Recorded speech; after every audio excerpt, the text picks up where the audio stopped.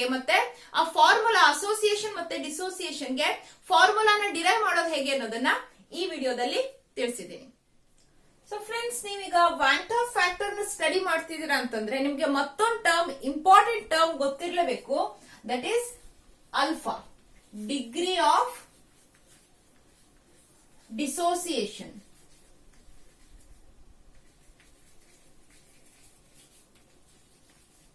Degree of dissociation alpha term ನಿಮ್ಗೆ ಗೊತ್ತಿರಲೇಬೇಕು. So degree of dissociation ಅಂದ್ರೇನು?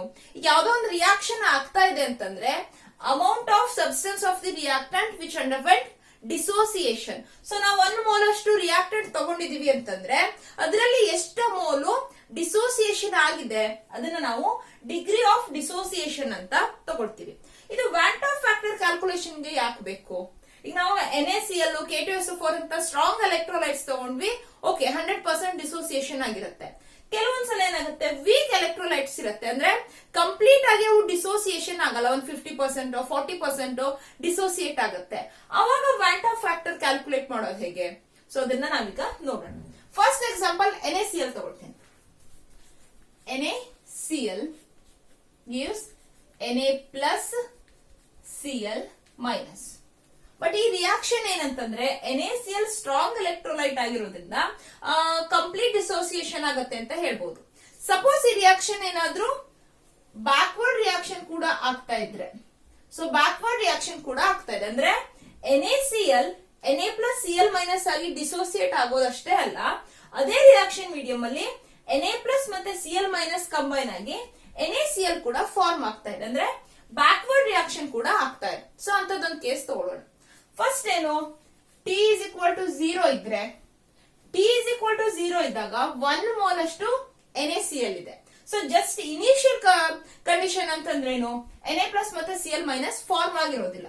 ಸೊ ಅವಾಗ 0 mole Na plus 0 mole Cl minus.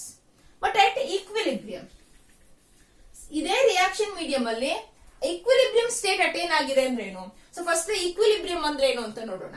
ಯಾವ್ದಾದ್ರೂ ಒಂದು ರಿಯಾಕ್ಷನ್ ಅಲ್ಲಿ ಈಕ್ವಿಲಿಬ್ರಿಯಂ ಅಂತಂದ್ರೆ rate of forward reaction is equal to rate of backward reaction.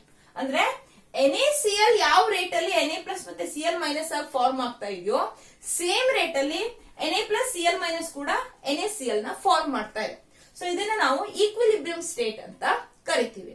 So equilibrium state ಅಲ್ಲಿ ಏನಂದ್ರೆ there is no change in the net concentration of the reactants and products. So equilibrium state attain ಆದಾಗ ನಮ್ಗೆ alpha moles ಅಷ್ಟು dissociate ಆಗಿದೆ ಅಂತ ತಗೊಳ್ಳೋಣ. So alpha ಅಂದ್ರೇನು, 1 mole of reactant ಅಲ್ಲಿ ಅಲ್ಫಾ ಮೋಲ್ ಅಷ್ಟು ಡಿಸೋಸಿಯೇಟ್ ಆಗಿದೆ. ಅವಾಗ 1 ಮೈನಸ್ ಅಲ್ಫಾ ಏನಾಯ್ತು, concentration of the or number of moles of NaCl left. So react ಆಗದೇನೆ ಉಳಿದಿದ್ದು 1 ಮೈನಸ್ ಅಲ್ಫಾ ಆಯ್ತು. ಇಲ್ಲಿ 1 ಅಂತಂದ್ರೆ total number of moles of NaCl. Alpha ಅಂದ್ರೇನು, ಡಿಗ್ರಿ ಆಫ್ ಡಿಸೋಸಿಯೇಷನ್. 1 ಮೋಲ್ ಅಷ್ಟು ರಿಯಾಕ್ಟೆಂಟ್ ಅಲ್ಲಿ ಎಷ್ಟು ಮೋಲು ಡಿಸೋಸಿಯೇಟ್ ಆಗಿದೆ, ದಟ್ ಈಸ್ ಅಲ್ಫಾ. ಸೊ ನಮ್ಗೆ ಉಳಿದಿರೋದೇನು ಬೇಕು, ನಮ್ಗೆ ಬೇಕಾಗಿರೋದೇನು, ಉಳಿದಿರೋ ಕಾನ್ಸಂಟ್ರೇಷನ್ ಅಲ್ವಾ. ಡಿಸೋಸಿಯೇಟ್ ಆದ ನಂತರ NaCl ಎಷ್ಟಿದೆ, that is 1 minus alpha. Then number of moles of Na plus ಏನಾಗಬೇಕು, 1 ಮೋಲ್ ಅಷ್ಟು NaCl ಡಿಸೋಸಿಯೇಟ್ ಆದ್ರೆ 1 ಮೋಲ್ ಅಷ್ಟು Na ಪ್ಲಸ್ ಫಾರ್ಮ್ ಆಗುತ್ತೆ. ಅಲ್ಫಾ ಮೋಲ್ ಅಷ್ಟು ಡಿಸೋಸಿಯೇಟ್ ಆಗಿದೆ ಅಂತಂದ್ರೆ ಅಲ್ಫಾ ಮೋಲ್ ಅಷ್ಟು Na ಪ್ಲಸ್. ದೆನ್ ಅಲ್ಫಾ ಈಗ 1 ಮೋಲ್ ಅಷ್ಟು NaCl ಡಿಸೋಸಿಯೇಟ್ ಆದ್ರೆ 1 ಮೋಲ್ Cl ಮೈನಸ್. ಸೊ ಇಲ್ಲಿ ಅಲ್ಫಾ ಡಿಸೋಸಿಯೇಟ್ ಆಗ್ತಾ ಇದೆ, so alpha moles of Cl minus. ಅರ್ಥ ಆಯ್ತಾ? ಇಲ್ಲಿ ಈಗ ಇನಿಷಿಯಲ್ ಕಂಡೀಷನ್ ಅಲ್ಲಿ 1 ಮೋಲ್ ಆಫ್ NaCl 0 0. ಈಕ್ವಿಲಿಬ್ರಿಯಂ ಅಲ್ಲಿ ಏನಾಗುತ್ತೆ, ಸಮ್ ಅಮೌಂಟ್ NaCl ಡಿಸೋಸಿಯೇಟ್ ಆಗಿದೆ, that is alpha, degree of dissociation. 1 minus alpha is the number of moles of NaCl left. So ಅಲ್ಲಿ ಇರೋದೆಷ್ಟು, 1 minus alpha. 1 mole of NaCl dissociate ಆದ್ರೆ Na plus 1 mole of Na plus 1 mole of Cl minus. ಇಲ್ಲಿ alpha moles ಅಷ್ಟು dissociate ಆಗ್ತಾ ಇದೆ, so alpha moles of Na plus alpha moles of Cl minus. Then let us calculate I. So I calculate ಮಾಡೋದಾದ್ರೇನು, ಇಲ್ಲಿ total number of moles of particles after dissociation. So dissociation ಆದ ಏನು, ಇಲ್ಲಿ alpha ಮತ್ತೆ alpha Na+ ಈಗ dissociation ಆಗಿದೆ ಅಂತಂದ್ರೆ ಆ solution ಅಲ್ಲಿ ಯಾವ್ಯಾವ ತರದ ಪಾರ್ಟಿಕಲ್ಸ್ ಇರುತ್ತೆ, ಸಾಲ್ವೆಂಟ್ ಬಿಟ್ಟು Na+ ಇರುತ್ತೆ, Cl- ಇರುತ್ತೆ. ಬಟ್ ಏನಂದ್ರೆ ಕಂಪ್ಲೀಟ್ ಡಿಸೋಸಿಯೇಷನ್ ಆಗಿರಲ್ಲ ಅಂದ್ರೆ NaCl ಕೂಡ ಇರುತ್ತಲ್ವಾ. ಸೊ ನಾವೀಗ total number of moles of particles ಅಂತಂದ್ರೆ ನಾವೀಗ NaCl ನ ನಂಬರ್ ಆಫ್ ಮೋಲ್ಸ್ ಕೂಡ ಕ್ಯಾಲ್ಕುಲೇಟ್ ಮಾಡಬೇಕು. ರಿಯಾಕ್ಷನ್ ಮೀಡಿಯಂ ಅಲ್ಲಿ ಇರುತ್ತಲ್ವಾ. ಸೊ ನಂಬರ್ ಆಫ್ ಪಾರ್ಟಿಕಲ್ಸ್ ಅಂದ್ರೆ ಟೋಟಲ್ ನಂಬರ್ ಆಫ್ ಪಾರ್ಟಿಕಲ್ಸ್ ಅಂತಂದ್ರೆ ಜಸ್ಟ್ ಡಿಸೋಸಿಯೇಟೆಡ್ Na+ ಮತ್ತೆ Cl ಮಾತ್ರ ಅಲ್ಲ, Cl- ಮಾತ್ರ ಅಲ್ಲ, ಅನ್ಡಿಸೋಸಿಯೇಟೆಡ್ NaCl ಕೂಡ ಅಲ್ಲಿ ಸೊಲ್ಯೂಟ್ ಪಾರ್ಟಿಕಲ್ ಆಗಿರುತ್ತೆ. ಟೋಟಲ್ ನಂಬರ್ ಆಫ್ ಪಾರ್ಟಿಕಲ್ಸ್ ಅಂತ ಕ್ಯಾಲ್ಕುಲೇಟ್ ಮಾಡ್ಬೇಕಿದ್ರೆ ನಾವ್ ಈ ನಂಬರ್ ತಗೊಳ್ಬೇಕು. So total number of I calculate ಮಾಡ್ಬೇಕಂದ್ರೆ total number of moles of particles after dissociation. Dissociation ಆದ ನಂತರ ಏನಿದೆ, 1 - ಅಲ್ಫಾ ಅಷ್ಟು NaCl ಇದೆ, 1 - ಅಲ್ಫಾ ಅಷ್ಟು NaCl ಇದೆ. Then plus number of moles of Na+ alpha plus number of moles of Cl- alpha divided by number of moles of particles before dissociation. So dissociation ಆಗೋದಕ್ಕಿಂತ ಮುಂಚೆ NaCl ಎಷ್ಟು add ಮಾಡಿದ್ವಿ, 1 ಅಲ್ವಾ. So 1 mole of NaCl is the number of moles of particles before dissociation. So after association ಅಂದ್ರೆ number of moles of NaCl, number of moles of Na+, number of moles of Cl-. Number of moles of particles before dissociation ಅಂದ್ರೆ 1. So ಏನಾಯ್ತು, minus alpha plus alpha that is equal to 1 plus alpha. So NaCl ಗೆ so I is equal to 1 plus alpha ಬಂತು. So ಇದು strong electrolyte ಅಲ್ವಾ, ಏನಾಗುತ್ತೆ 100% dissociation ಆಗಿದೆ ಅಂತ ತಗೊಳ್ಳೋಣ ನಾವು. NaCl 100% ಡಿಸೋಸಿಯೇಷನ್ ಆಗಿದೆ ಅಂದ್ರೆ 1 ಮೋಲ್ ನಾವು NaCl ಆಡ್ ಮಾಡಿದೀವಿ ಅಂತಂದ್ರೆ ಫುಲ್ 1 ಮೋಲ್ ಕೂಡ ಡಿಸೋಸಿಯೇಟ್ ಆಗಿದೆ ಅಂದ್ರೆ ಡಿಗ್ರಿ ಆಫ್ ಡಿಸೋಸಿಯೇಷನ್ ಏನಾಯ್ತು 1. 100% ಅಷ್ಟು ಆಗಿದೆ ಅಂತಂದ್ರೆ alpha is equal to 1. Alpha is equal to 1 ಅಂತಂದ್ರೆ ಏನು, I is equal to 1 plus 1 that is equal to 2. I is equal to 2.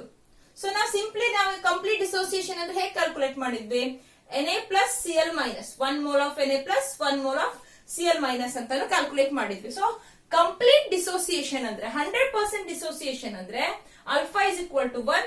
So I is equal to 1 plus 1, alpha is equal to 1 ಅಲ್ವಾ. So I is equal to 2 ಬಂತು.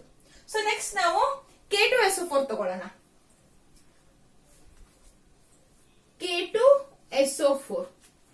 K2SO4 ತಗೊಂಡ್ರೆ ಏನಾಗುತ್ತೆ, again ಇದು backward reaction ಕೂಡ ಆಗ್ತಾ ಇದೆ ಅಂತ consider ಮಾಡಿದ್ರೆ 2K plus SO4 2-. K2SO4 dissociate ಆದ್ರೆ ಏನಾಗುತ್ತೆ 2K plus SO4 2-. Again T is equal to 0 ಇದ್ದಾಗ 1 ಮೋಲ್ ಅಷ್ಟು K2SO4 ಇದೆ, 0 moles. Then at equilibrium ಅಲ್ಲಿ ಏನಾಯ್ತು, degree of dissociation alpha moles ಅಷ್ಟು K2SO4 ಡಿಸೋಸಿಯೇಟ್ ಆಗಿದೆ 1 ಅಂತಂದ್ರೆ ಸೊ ಇನಿಷಿಯಲಿ ನಮ್ಗೆ 1 ಮೋಲ್ ಆಫ್ K2SO4 ನಾವು ಆಡ್ ಮಾಡಿದ್ವಿ. ದೆನ್ ಸೊ ಇಲ್ಲಿ 1 ಮೋಲ್ ಅಷ್ಟು K2SO4 ಇದ್ದಾಗ 2 ಮೋಲ್ಸ್ ಅಷ್ಟು K+ ಫಾರ್ಮ್ ಆಗ್ತಾ ಇದೆ, 2K+ ಅಲ್ವಾ. ಸೊ ಅಲ್ಫಾ ಮೋಲ್ ಅಷ್ಟು ಡಿಸೋಸಿಯೇಟ್ ಆಗ್ತಾ ಇದೆ ಅಂತಂದ್ರೆ 2 ಅಲ್ಫಾ ಅಷ್ಟು K+ ಫಾರ್ಮ್ ಆಗುತ್ತೆ. 1 ಮೋಲ್ K2SO4 ಇದ್ರೆ 2K+. ಸೊ ಅಲ್ಫಾ ಅಷ್ಟು ಡಿಸೋಸಿಯೇಟ್ ಆಗಿದ್ರೆ 2 ಅಲ್ಫಾ. ದೆನ್ SO4 2- ಏನು, 1 ಮೋಲ್ K2SO4 1 ಮೋಲ್ SO4 2-. ಸೊ ಅಲ್ಫಾ ಇದ್ರೆ alpha moles of SO4 2-. Then I calculate ಮಾಡೋಣ. I is equal to 1 - alpha. Again ನಾವೀಗ total number of moles of particles after dissociation ಅಂತ ತಗೊಂಡ್ರೇನು, ಅಲ್ಲಿ K2SO4 ಇದೆ ಅಲ್ವಾ, ಇಲ್ಲಿ ಬ್ಯಾಕ್ವರ್ಡ್ ರಿಯಾಕ್ಷನ್ ಕೂಡ ಆಗ್ತಾ ಇದೆ ಅಂತ ಅಸ್ಯೂಮ್ ಮಾಡ್ಕೊಂಡ್ರೆ so 1 - alpha 1 - alpha plus K2K+ ಅಂತಂದ್ರೆ 2 ಅಲ್ಫಾ ಪ್ಲಸ್ ಅಲ್ಫಾ. ಸೊ ಇಲ್ಲಿ total number of moles of particles after dissociation ಏನಾಗುತ್ತೆ 1 - alpha plus 2 alpha plus alpha. ಇಲ್ಲಿ minus alpha plus alpha. So that is equal to divide by 1. So ಇಲ್ಲಿ total number of moles of particles after dissociation divide by number of moles of particles before dissociation. So before dissociation ಏನು initially 1 mole ಇತ್ತಲ್ವಾ. So 1 minus alpha plus 2 alpha plus alpha divide by 1. That's equal to 1 plus 2 alpha. I is equal to 1 plus 2 alpha. So ಐಗೆ formula ಬಂತು. Suppose ನಾವು ಈ ಕೇಸಲ್ಲೂ ಕೂಡ 100% dissociation ಆಗಿದೆ ಅಂತ ಇಟ್ಕೊಂಡ್ರೆ alpha is equal to 1. ಇಲ್ಲಿ 100% dissociation ಆಗಿದೆ. Degree of dissociation is equal to 1 ಅಂತ ಕನ್ಸಿಡರ್ ಮಾಡಿದ್ರೆ alpha is equal to 1. Then I is equal to 1 plus 3. So ನಾವು ಮುಂಚೆ ಹೇಗೆ ಕ್ಯಾಲ್ಕುಲೇಟ್ ಮಾಡಿದ್ವಿ? 2 moles of K plus 1 mole of SO4 2 minus. Complete dissociation ಆಗಿದೆ ಅಂತಂದ್ರೆ ಇಲ್ಲಿ NaCl ಅಥವಾ K2SO4 ಇರೋದಿಲ್ಲ, ಜಸ್ಟ್ ಈ ಅಯಾನ್ಸ್ ಮಾತ್ರ ಇರುತ್ತೆ. ಸೊ ಅವಾಗ I is equal to 1 plus 2 that is equal to 3. I is equal to 1 plus 2 alpha. Alpha is equal to 1 ಇದ್ರೆ I is equal to 1 plus 2 that's equal to 3 ಆಗುತ್ತೆ. 2 moles of K plus 1 mole of SO4 2 minus. So ಇಲ್ಲಿ ಈ complete dissociation ಆಗಿದೆ ಅಂತಂದ್ರೆ K2SO4 NaCl ಇರಲ್ಲ, just ಈ ions ಇರುತ್ತೆ. So ನಾವು ಈಸಿಯಾಗಿ ಕ್ಯಾಲ್ಕುಲೇಟ್ ಮಾಡಬಹುದು. ಸಪೋಸ್ ನಿಮ್ಮ ಪ್ರಾಬ್ಲಮ್ ಅಲ್ಲಿ ಅಥವಾ ನ್ಯೂಮರಿಕಲ್ ಕ್ವಶನ್ ಅಲ್ಲಿ ಏನಾದ್ರು 60% ಡಿಸೋಸಿಯೇಷನ್ ಆಗಿದೆ, 40% ಡಿಸೋಸಿಯೇಷನ್ ಆಗಿದೆ ಅಂತ ತಗೊಂಡ್ರೆ, ಅಥವಾ ಯಾವ್ದಾದ್ರು ವೀಕ್ ಎಲೆಕ್ಟ್ರೋಲೈಟ್ ಗೆ ಪರ್ಸೆಂಟೇಜ್ ಆಫ್ ಡಿಸೋಸಿಯೇಷನ್ ಕೊಟ್ರೆ ನೀವು ಅವಾಗ ಈ ತರ ಕ್ಯಾಲ್ಕುಲೇಷನ್ ಮಾಡ್ಬೇಕಾಗತ್ತೆ. ಬಟ್ ಪ್ರತಿಯೊಂದಕ್ಕೂ ಇಷ್ಟೆಲ್ಲ ಬರೆದು ಕ್ಯಾಲ್ಕುಲೇಷನ್ ಮಾಡ್ಬೇಕಾ? ಯಾವ್ದಾದ್ರು ಈಸಿ ಫಾರ್ಮುಲಾ ಇಲ್ವಾ ಅಂತ ಕೇಳ್ತಿದ್ದೀರಾ? ಸೊ ಇದಕ್ಕೊಂದು ಈಸಿ ಫಾರ್ಮುಲಾ ಇದೆ. ಆ ಫಾರ್ಮುಲಾ ಏನು ಅಂತ ಈಗ ನೋಡೋಣ. ನಾವೀಗೇನ್ ಮಾಡೋಣ, ಜಸ್ಟ್ ಒಂದು ಜನರಲ್ ಕೇಸ್ ತಗೊಂಡು ಐಗೆ ಫಾರ್ಮುಲಾ ಫೈಂಡ್ ಔಟ್ ಮಾಡ್ಬಿಡೋಣ ಐಗೆ. ಸೊ ದಟ್ ನಿಮ್ಗೆ degree of dissociation find out ಮಾಡೋಕ್ ಹೇಳಿದ್ರೆ ನಿಮ್ ಕ್ವಶನ್ ಅಲ್ಲಿ ಬೇರೆ ನಿಮ್ಮ ಎಕ್ಸಾಮ್ ಅಲ್ಲಿ ಬೇರೆ ಬೇರೆ ತರ ಕ್ವಶನ್ ಕೇಳ್ತಾರಲ್ವಾ. ಐ ವ್ಯಾಲ್ಯೂ ಕೊಟ್ಟಿರ್ತಾರೆ, ಅಲ್ಫಾ ಫೈಂಡ್ ಔಟ್ ಮಾಡೋಕ್ ಹೇಳ್ತಾರೆ, ಅಥವಾ ಅಲ್ಫಾ ಕೊಟ್ಟು ಐ ಕ್ಯಾಲ್ಕುಲೇಟ್ ಮಾಡೋಕ್ ಹೇಳ್ತಾರೆ. ಸೊ ಅವಾಗ ಏನಂದ್ರೆ ಒಂದ್ ಫಾರ್ಮುಲಾ ನಿಮ್ಗೆ ಗೊತ್ತಿದ್ಬಿಟ್ರೆ ಈಸಿಯಾಗಿ ಅಲ್ಲಿ ಸಬ್ಸ್ಟಿಟ್ಯೂಟ್ ಮಾಡಿ ಕ್ಯಾಲ್ಕುಲೇಟ್ ಮಾಡಬಹುದು. Equilibrium T is equal to 0. So ಆ ತರ ರಗಳೇನೆ ಇರಲ್ಲ. ಸೊ ಒಂದು ಜನರಲ್ ಕೇಸ್ ತಗೊಳ್ಳೋಣ. AN ಅನ್ನುವಂಥದ್ದೊಂದು ಮೊಲಿಕ್ಯೂಲ್ ಏನಾಗಿದೆ, ಡಿಸೋಸಿಯೇಟ್ ಆಗಿ N moles of A form ಆಗ್ತಾ ಇದೆ. AN ಅಂತ ಒಂದು ಜನರಲ್ ಕಂಪೌಂಡ್ ಏನಿದೆ ಅದು ಡಿಸೋಸಿಯೇಟ್ ಆಗಿ N moles of A form ಆಗ್ತಾ ಇದೆ. ಸೊ ಅಲ್ಲಿ ಡಿಫರೆಂಟ್ ಪ್ರಾಡಕ್ಟ್ಸ್ ಕೂಡ ಫಾರ್ಮ್ ಆಗ್ಬಹುದು. ಜನರಲ್ NA ಅಂತ ತಗೊಳ್ಳೋಣ. ದೆನ್ ಇನಿಷಿಯಲ್ ಕಂಡೀಷನ್ ಅಲ್ಲಿ T is equal to 0 ಇದ್ದಾಗ ಏನಾಗುತ್ತೆ, 1 mole ಆಫ್ AN ಇತ್ತು, 0 moles of A. ಇನ್ನು A ಫಾರ್ಮ್ ಆಗಿಲ್ಲ ಅಲ್ವಾ, ಡಿಸೋಸಿಯೇಟ್ ಆಗಿಲ್ಲ. T is equal to 0. So AN is equal to 1, number of moles of A 0. Then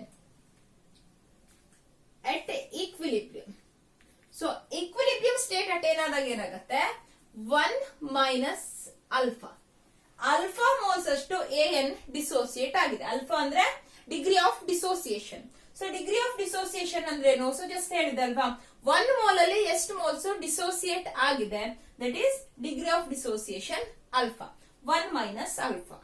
ಇಲ್ಲಿ 1 mole AN ಇದ್ದಾಗ N moles of A form ಆಗ್ತಾ ಇತ್ತು, 1 ಇದ್ದಾಗ N. ಸೊ ಅಲ್ಫಾ ಮೋಲ್ಸ್ ಅಷ್ಟು AN ಡಿಸೋಸಿಯೇಟ್ ಆಗಿದೆ ಅಂತಂದ್ರೆ N alpha is the number of moles of A formed at equilibrium. So equilibrium state ಅಲ್ಲಿ N alpha ಅಷ್ಟು A ಇದೆ. ದೆನ್ I ಫೈಂಡ್ ಔಟ್ ಮಾಡೋಣ. ಇಲ್ಲಿ ಅರ್ಥ ಆಯ್ತಲ್ವಾ, 1 moles ಅಷ್ಟು AN ಇದ್ರೆ N moles ಅಷ್ಟು A. ಅಲ್ಫಾ ಅಷ್ಟು ಡಿಸೋಸಿಯೇಟ್ ಆಗಿದೆ ಅಂತಂದ್ರೆ 1 mole ಡಿಸೋಸಿಯೇಟ್ ಆದಾಗ NA. ಅಲ್ಫಾ ಅಷ್ಟು ಡಿಸೋಸಿಯೇಟ್ ಆಗಿದೆ ಅಂತಂದ್ರೆ N alpha. Then I is equal to total number of moles of particles after dissociation. So after dissociation ಏನು, 1 minus alpha plus N alpha. ಇಲ್ಲಿ AN ಕೂಡ ಇದೆ ರಿಯಾಕ್ಷನ್ ಮೀಡಿಯಂ ಅಲ್ಲಿ, N alpha ಕೂಡ A ಕೂಡ ಇದೆ, AN ಕೂಡ ಇದೆ. ಅವಾಗ total number of moles of particles ಅಂತ calculate ಮಾಡ್ಬೇಕಿದ್ರೆ 1 minus alpha plus alpha N alpha divide by total number of moles of particles before dissociation. So before dissociation ಏನಾಗಿತ್ತು ಇಲ್ಲಿ, ಸೊ 1 ಮೋಲ್ ಅಷ್ಟು ಬಿಫೋರ್ ಡಿಸೋಸಿಯೇಷನ್ ಇತ್ತು. So ಈಗ ನಾವೇನ್ ಮಾಡೋಣ ಅಂತಂದ್ರೆ 1 moles ಅಷ್ಟು total number of moles of particles before dissociation. Then just simplify it. I is equal to 1 minus ಇವೆರಡು ಟರ್ಮ್ ಇಂದ ಅಲ್ಫಾ ಕಾಮನ್ ತೆಗೆದ್ರೆ ಏನಾಗುತ್ತೆ, ಇವೆರಡು ಟರ್ಮ್ ಇಂದ ಅಲ್ಫಾ ಕಾಮನ್ ತೆಗೆದ್ರೆ ಪ್ಲಸ್ ಅಲ್ಫಾ ತಗೊಂಡ್ರೆ n minus 1 into alpha. I is equal to 1 plus alpha into n minus 1 or alpha is equal to, now alpha ke degree of dissociation ge formula find out ಮಾಡೋಣ. alpha is equal to ಇಲ್ಲಿ I minus 1, ಈ 1 ಈ ಕಡೆ ಬಂದ್ರೆ I minus 1, then n minus 1 term ಏನು alpha ಗೆ multiply ಆಗಿದೆ ಅಲ್ವಾ, so that is I minus 1 divided by n minus 1. So formula for degree of dissociation ಏನಂತಂದ್ರೆ alpha is equal to I minus 1 divided by n minus 1. So ಇಲ್ಲಿ ಏನಂತಂದ್ರೆ ನಿಮ್ಗೆ ವ್ಯಾಂಟೋ factor I find out ಮಾಡೋಕ್ ಕೇಳಿದ್ರೆ degree of dissociation ಕೊಟ್ಟಿರ್ತಾರೆ. So degree of dissociation ಆದ್ರೆ ಏನಂದ್ರೆ suppose ಅಲ್ಲಿ 60% ಅಂತ ಕೊಟ್ಟಿದ್ರೆ 60% ಡಿಸೋಸಿಯೇಟೆಡ್ ಅಂತ ಕೊಟ್ಟಿರಲ್ಲ, ಒಂದು ಸೊಲ್ಯೂಟ್ 60% ಡಿಸೋಸಿಯೇಟ್ ಆಗಿದೆ ಅಂತಂದ್ರೆ ಏನು, 100 ಅಲ್ಲಿ 60, so the alpha is equal to 0.6 ಅಂತ ತಗೊಳ್ಳೋದು. 45 ಆಗಿದೆ ಅಂತಂದ್ರೆ alpha is equal to 0.45. So ಈ ತರ ತಗೊಳ್ಬೇಕು ಆಲ್ಫಾನ. 100 ನಿಮ್ಗೆ ಪರ್ಸೆಂಟೇಜ್ ಅಲ್ಲಿ ಕೊಟ್ಟಿರ್ತಾರೆ, 60% ಡಿಸೋಸಿಯೇಟ್ ಆಗಿದೆ, 70% ಡಿಸೋಸಿಯೇಟ್ ಆಗಿದೆ. ಸೊ ಅವಾಗ ಆಲ್ಫಾ ಇಸ್ ಈಕ್ವಲ್ ಟು 0.6, 0.7 ಅಂತ ತಗೊಂಡ್ರಾಯ್ತು. ದೆನ್ ಎನ್ ಅಂತಂದ್ರೆ number of moles of the products ಅಥವಾ ಡಿಸೋಸಿಯೇಟ್ ಆದ ನಂತರ ಏನಾಗಿದೆ. ಫಾರ್ ಎಕ್ಸಾಂಪಲ್ Al2SO4 ಥ್ರೈಸ್ ತಗೊಂಡ್ರೆ, ಒಂದು ಎಕ್ಸಾಂಪಲ್ ಇಲ್ಲೇ ಬಿಡಿಸೋಣ. Al2SO4 ಥ್ರೈಸ್ ತಗೊಂಡ್ರೆ ಸೊ ಇಲ್ಲಿ 2Al ಪ್ಲಸ್ 3SO4 2 ಮೈನಸ್ ಅಲ್ವಾ. ಇದೀಗ ಏನು 100% ಡಿಸೋಸಿಯೇಷನ್ ಅಂತ ತಗೊಳ್ಳೋಣ. 100% ಡಿಸೋಸಿಯೇಷನ್ ಆಗಿದೆ ಅಂತಂದ್ರೆ I is equal, sorry, alpha is equal to 1. Alpha is equal to 1 is equal to I minus 1. So we have to find out the value of Van't factor. Then n ಏನಾಗುತ್ತೆ ಇಲ್ಲಿ 2 plus 3. n ಅಂತಂದ್ರೆ ಏನಾಗುತ್ತೆ 2 plus 3 5 ಆಗುತ್ತೆ. 5 minus 1 or I is equal to 5 minus 1 plus 1 that is equal to 5. I is equal to 5 ಬರುತ್ತೆ. So ಈ ಫಾರ್ಮುಲಾದಿಂದ ಈಸಿಯಾಗಿ ನೀವು ವ್ಯಾಂಟ್ ಆಫ್ ಫ್ಯಾಕ್ಟರ್ ನ ಫೈಂಡ್ ಔಟ್ ಮಾಡಬಹುದು. ಅಥವಾ ಕೆಲವೊಂದ್ಸಲ ವ್ಯಾಂಟ್ ಆಫ್ ಫ್ಯಾಕ್ಟರ್ ಕೊಟ್ಟು ಅಥವಾ ಯಾವ್ದಾದ್ರು problem colligative property based problem ಕೊಟ್ಟು ಆಲ್ಫಾನ ಫೈಂಡ್ ಔಟ್ ಮಾಡೋಕೆ ಕೇಳ್ತಾರೆ. ಸೊ ಈ ಫಾರ್ಮುಲಾನ ನೆನ್ಪಿಟ್ಕೊಳ್ಳಿ. ಅಥವಾ ಈ ತರ ಬರೆಯೋ ಮೆಥಡ್ ಇದೆ ಅಲ್ವಾ. ಸೊ n ಮೋಲ್ಸ್ ಆದ್ರೆ ಇಷ್ಟು, ಡಿಗ್ರಿ ಆಫ್ 3 ಮೋಲ್ಸ್ ಆದ್ರೆ ಇಷ್ಟು, ಆಲ್ಫಾ ಅಂದ್ರೆ ಡಿಗ್ರಿ ಆಫ್ ಡಿಸೋಸಿಯೇಷನ್. ಸೊ ಈ ತರ ನೀವು ಪ್ರಾಬ್ಲಮ್ ನ ಸಾಲ್ವ್ ಮಾಡೋದೇ ಕಲ್ತ್ಕೊಂಡ್ರು ಓಕೆ, ಇಲ್ಲ ಅಂತಂದ್ರೆ ಈ ಫಾರ್ಮುಲಾ ನೆನ್ಪಿಟ್ಕೊಂಡ್ರು ಓಕೆ. ಸೊ ನಿಮ್ಗೆ ಹೇಗ್ ಕಂಫರ್ಟ್ ಅನ್ಸುತ್ತೋ ಆ ತರ ಬಿಡಿಸಿ. ನಾವೀಗ ಅಸೋಸಿಯೇಷನ್ ಕೇಸ್ ತಗೊಳ್ಳೋಣ. ಅಂದ್ರೆ n ಮೋಲ್ಸ್ ಅಷ್ಟು A ಇದೆ, ಅದೇನಾಗುತ್ತೆ ಅಸೋಸಿಯೇಟ್ ಆಗಿ n ಫಾರ್ಮ್ ಆಗ್ತಾ ಇದೆ. ಅಂದ್ರೆ ಡೈಮರೋ ಟ್ರೈಮರೋ ಅಥವಾ ಟೆಟ್ರಾಮರೋ ಫಾರ್ಮ್ ಆಗ್ತಾ ಇದೆ. Na ಇರೋದು an ಆಗ್ತಾ ಇದೆ. Then T is equal to 0 ಇದ್ದಾಗ ಏನಾಗುತ್ತೆ 1 mole of A ಅಂತ ಕನ್ಸಿಡರ್ ಮಾಡೋಣ, 0 moles of AN. Then at equilibrium ಏನಾಗುತ್ತೆ ಸಮ್ ಅಮೌಂಟ್ ಅಸೋಸಿಯೇಟ್ ಆಗಿ AN ಫಾರ್ಮ್ ಆಗಿದೆ. So 1 minus alpha moles of A ಹಾಗೆ ಇದೆ. ಇಲ್ಲಿ ಅಲ್ಫಾ ಏನು, ಅಲ್ಫಾ ಡಿಗ್ರಿ ಆಫ್ ಅಸೋಸಿಯೇಷನ್ ಅಂದ್ರೆ amount of reactant which underwent association. So 1 minus alpha ಅಷ್ಟು A ಇದೆ. ದೆನ್ n A ಇದ್ದಾಗ AN ಫಾರ್ಮ್ ಆಗಿತ್ತು. ದೆನ್ ಅಲ್ಫಾ ಬೈ n ಅಲ್ವಾ. ಸೊ ಅಥವಾ ನೀವೀಗ ಒಂದು ಸಿಂಪಲ್ ಎಕ್ಸಾಂಪಲ್ ತಗೊಂಡ್ರೆ CH3COOH ಎಕ್ಸಾಂಪಲ್ ತಗೊಂಡ್ರೆ 2CH3COOH ಇದ್ರೆ ಸೊ ಅದೇನಾಗುತ್ತೆ CH3COOH ಟ್ವೈಸ್ ಆಗುತ್ತೆ ಅಂದ್ರೆ 1/2 ಆಗಿರುತ್ತೆ. ಸೊ ಇಲ್ಲಿ ಅಲ್ಫಾ ಬೈ ಎನ್. ಹಾಗಿದ್ರೆ ಇಲ್ಲಿ ಒಂದೇ ಯಾಕೆ ತಗೊಳ್ಬೇಕು, 2 ಅಥವಾ ಸಮಥಿಂಗ್ ತಗೊಳ್ಬಹುದು ಎನ್ ಅಂತ. ಸೊ ನೀವು ಇಲ್ಲಿ ಎನ್ ಮೋಲ್ಸ್ ಅಂತ ತಗೊಂಡ್ರು ಪರವಾಗಿಲ್ಲ, but N minus N alpha ಅಂತೆಲ್ಲ ತಗೊಳ್ಬೇಕಾಗತ್ತೆ. ಸೊ ಡಿಗ್ರಿ ಆಫ್ ಡಿಸೋಸಿಯೇಷನ್ ಅಂತ ತಗೊಂಡ್ರು ಅಷ್ಟೇನೆ. ಎನ್ ಮೋಲ್ಸ್ ಅಂತ ತಗೊಂಡ್ರೆ ಸುಮ್ನೆ ನಿಮ್ಮ ಕ್ಯಾಲ್ಕುಲೇಷನ್ ಏನಾಗುತ್ತೆ, ಕಾಂಪ್ಲಿಕೇಟ್ ಆಗುತ್ತೆ. ಸೊ ನಾನು 1 ಅಂತ ತಗೊಂಡಿದ್ದೀವಿ. And by definition of degree of association or dissociation ಏನು, ನಾವು ಅಲ್ಫಾನ ಡಿಫೈನ್ ಮಾಡೋದು ಹೇಗೆ, 1 ಮೋಲ್ ಅಲ್ಲಿ ಇಷ್ಟು ಮೋಲು ಡಿಸೋಸಿಯೇಟ್ ಆಗಿದೆ ಆರ್ ಅಸೋಸಿಯೇಟ್ ಆಗಿದೆ ಅಂತಲ್ವಾ. ಸೊ ಇಲ್ಲಿ ಅಲ್ಫಾ ಅಷ್ಟು ಅಸೋಸಿಯೇಟ್ ಆಗಿದೆ ಅಂದ್ರೆ ಅಲ್ಫಾ ಬೈ ಎನ್ ಆಗುತ್ತೆ. ಇಲ್ಲಿ 1/2 ಅಲ್ವಾ. ಅದೇ ತರ ಎನ್ ಅಷ್ಟು ಅಸೋಸಿಯೇಟ್ ಆಗಿದೆ ಅಂತಂದ್ರೆ 1 ಅಥವಾ ಅಲ್ಫಾ ಬೈ ಎನ್ ಫಾರ್ಮ್ ಆಗಿರುತ್ತೆ. ದೆನ್ ಐ ಕ್ಯಾಲ್ಕುಲೇಟ್ ಮಾಡ್ಬೇಕಂದ್ರೆ I is equal to total number of moles of particles after association. ಇಲ್ಲಿ ಏನು ಇರುತ್ತೆ, ಎ ಎನ್ನು ಇರುತ್ತೆ. ಸೊ ಎ ನ ನಂಬರ್ ಆಫ್ ಮೋಲ್ಸ್ ಎಷ್ಟು, 1 minus alpha, plus A n ನ ನಂಬರ್ ಆಫ್ ಮೋಲ್ಸ್ ಎಷ್ಟು, alpha by n, alpha by n. So ಇಲ್ಲಿ ಎನ್ ಮೋಲ್ಸ್ ಇದ್ರೆ 1/n ಆಗಿರುತ್ತೆ, ಅಲ್ಫಾ ಅಷ್ಟು ಇದೆ. So alpha by n. Then number of moles of particles before association 1. Then I is equal to 1 minus alpha plus alpha by n. So alpha common ತೆಗೆದ್ರೆ alpha into 1/n minus 1. 1 minus alpha plus alpha by n ಅಲ್ವಾ. So alpha common ತೆಗೆದ್ರೆ 1/n minus 1 divide by 1. Or alpha is equal to I minus 1. ಈ 1 ಈ ಕಡೆ ತಂದ್ರೆ I minus 1 divide by, so ಇಲ್ಲಿ 1/n minus 1 term ಏನಿದೆ alpha ಜೊತೆ multiply ಹಾಕೊಂಡಿದೆ. ಸೊ ಅದನ್ನ ಡಿವೈಡ್ ಮಾಡಿದ್ರೆ ಆಯ್ತು.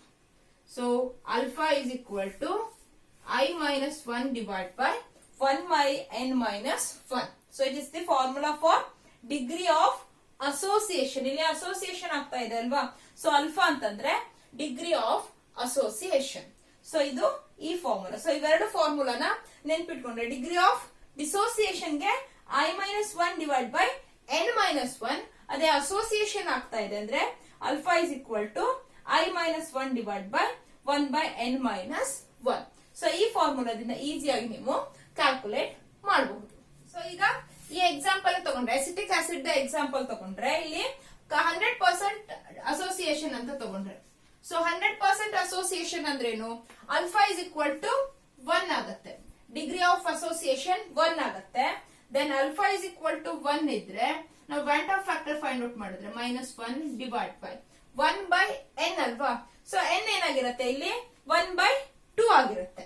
So 1/2 minus 1 that's equal to I minus 1 is equal to -1/2.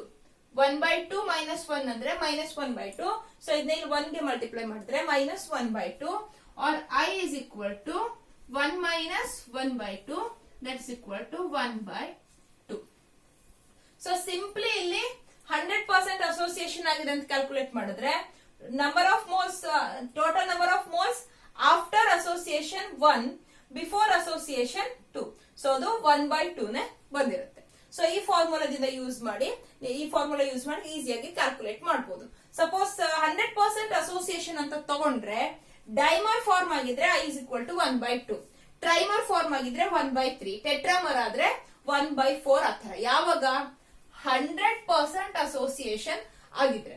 Suppose ನಿಮ್ಗೆ ಈಗ ಬೇರೆ ತರ ಅಂದ್ರೆ 50% ಅಸೋಸಿಯೇಷನ್ ಆಗಿದೆ, ಸೊ ಆತರ ಕೊಟ್ರೆ ಅಲ್ಫಾನ 0.5 ಅಂತ ಅಥವಾ 40% ಇದ್ರೆ 0.4 ಅಂತ ಆತರ ತಗೊಂಡು ಈ ಫಾರ್ಮುಲಾದಲ್ಲಿ ಕ್ಯಾಲ್ಕುಲೇಟ್ ಮಾಡಬಹುದು.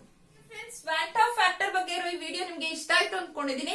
ವ್ಯಾಂಟ್ ಆಫ್ ಫ್ಯಾಕ್ಟರ್ ಬಗ್ಗೆ ಟೋಟಲಿ 3 ಪಾರ್ಟ್ಸ್ ಅಲ್ಲಿ ಎಕ್ಸ್ಪ್ಲೇನ್ ಮಾಡಿದೀನಿ. 3 ಪಾರ್ಟ್ ನ ನೋಡಿ ಮತ್ತೆ ವ್ಯಾಂಟ್ ಆಫ್ ಫ್ಯಾಕ್ಟರ್ ಬಗ್ಗೆ ಅಥವಾ ಅದನ್ನ ಕ್ಯಾಲ್ಕುಲೇಟ್ ಮಾಡೋದ್ರ ಬಗ್ಗೆ ಯಾವ್ದಾದ್ರು ನ್ಯೂಮರಿಕಲ್ಸ್ ಬಗ್ಗೆ ನಿಮ್ಗೆ ಏನಾದ್ರು ಡೌಟ್ ಇದ್ರೆ ಅಥವಾ ಏನಾದ್ರು ಅರ್ಥ ಆಗಿಲ್ಲ ಅಂತಂದ್ರೆ ಪ್ಲೀಸ್ ಕಮೆಂಟ್ ಸೆಕ್ಷನ್ ಅಲ್ಲಿ ಅದನ್ನ ಬರೀರಿ. ನಿಮ್ಮ ಡೌಟ್ ನ ಸಾಲ್ವ್ ಮಾಡೋಕೆ, ನಿಮ್ಮ ಕ್ವಶನ್ ಆನ್ಸರ್ ಮಾಡೋಕೆ ಟ್ರೈ ಮಾಡ್ತೀನಿ. ಆದಷ್ಟು ಬೇಗ ನಿಮ್ಮ ಸಿಇಟಿ ಮತ್ತೆ ಸೆಕೆಂಡ್ PUC ಎಕ್ಸಾಮ್ ಗೆ ಹೆಲ್ಪ್ ಆಗುವಂತ ವಿಡಿಯೋಸ್ ನ ಅಪ್ಲೋಡ್ ಮಾಡ್ತೀನಿ. ಕನ್ನಡ ಮತ್ತೆ ಇಂಗ್ಲಿಷ್ ಎರಡರಲ್ಲೂ ಕೆಮಿಸ್ಟ್ರಿಯ ಡಿಫ್ರೆಂಟ್ ಕಾನ್ಸೆಪ್ಟ್ ಗಳನ್ನ ಎಕ್ಸ್ಪ್ಲೈನ್ ಮಾಡೋಕೆ ಪ್ರಯತ್ನ ಪಡ್ತೀನಿ. ಪ್ಲೀಸ್ ನನ್ನ ಚಾನೆಲ್ ಗೆ ಸಬ್ಸ್ಕ್ರೈಬ್ ಮಾಡಿ, ಈ ವಿಡಿಯೋನ ನಿಮ್ಮ ಫ್ರೆಂಡ್ಸ್ ಜೊತೆ ಶೇರ್ ಮಾಡಿ, ಲೈಕ್ ಮಾಡಿ, ಮತ್ತೆ ಈ ವಿಡಿಯೋ ಬಗ್ಗೆ ನಿಮ್ಮ ಒಪಿನಿಯನ್ ನ ಕಮೆಂಟ್ ಮಾಡಿ. Thank you.